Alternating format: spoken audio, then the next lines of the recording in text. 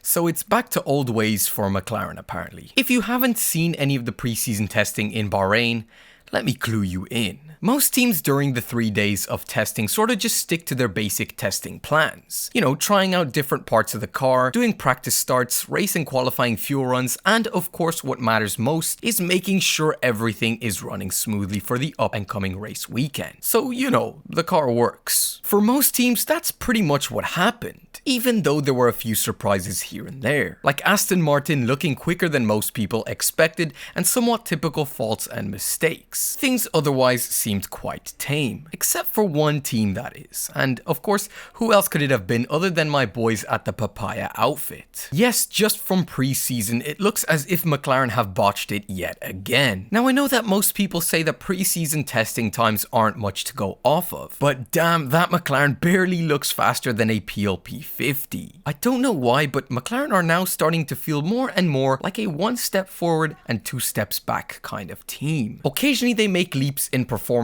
and all looks well, like in 2021, but ultimately they end up right back where they started. Not only did they look slow out on track, but the biggest problem that seemed to plague McLaren during testing was their reliability issues. Piastri and Norris completed by far the least amount of laps during the 3 days when compared to any other team. And yeah, I guess you would rather have issues in testing and sort them out there and then instead of having them during a race weekend. But knowing how McLaren's issues from testing last year carried on well into the 2022 season, I would say that this will yet again be a similar occurrence to last year's. I mean, damn, the atmosphere surrounding McLaren was pretty bad already, but after preseason testing, it somehow managed to get even worse. Zak Brown already expressed his disappointment when saying that the team hadn't hit their development targets for preseason testing. When the big boss is already looking defeated before the first freaking race of the season, you know something's gone terribly wrong. Also,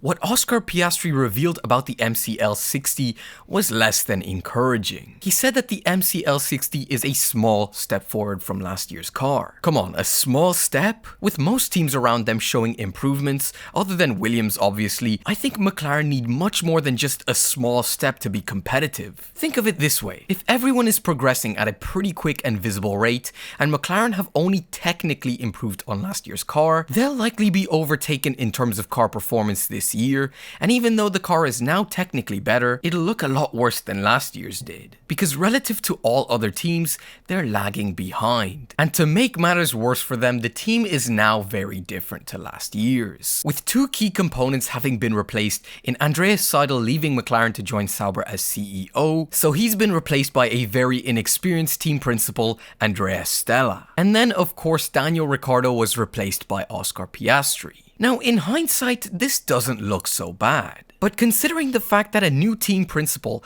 literally changes the dynamic of the whole team, it looks like there's more complexion being added to an already messy situation. And that's without even talking about whether Andrea Stella is good enough to replace Andreas Seidel in the team principal role. And of course, Oscar Piastri is a majorly talented driver with a world-class junior career. But my question to you is, what makes you think he'll do so much better than Ricciardo did? He's a rookie, and Ricciardo was a 7-time race winner when he joined McLaren and an 8-time race winner going into the 2022 season. And Lando Norris made him look like he had never even driven an F1 car before. I already talked about how I think the McLarens as of recent have had a huge focus on Lando's driving style, the same way Red Bull tailored their cars towards Max. So if that is actually the case, chances are Oscar mightn't do as well as a lot of people expect him to. And again, I feel as if that's just adding more layers of complexity to an already screwed situation. And when you add it all up together, it equals to a 2023 season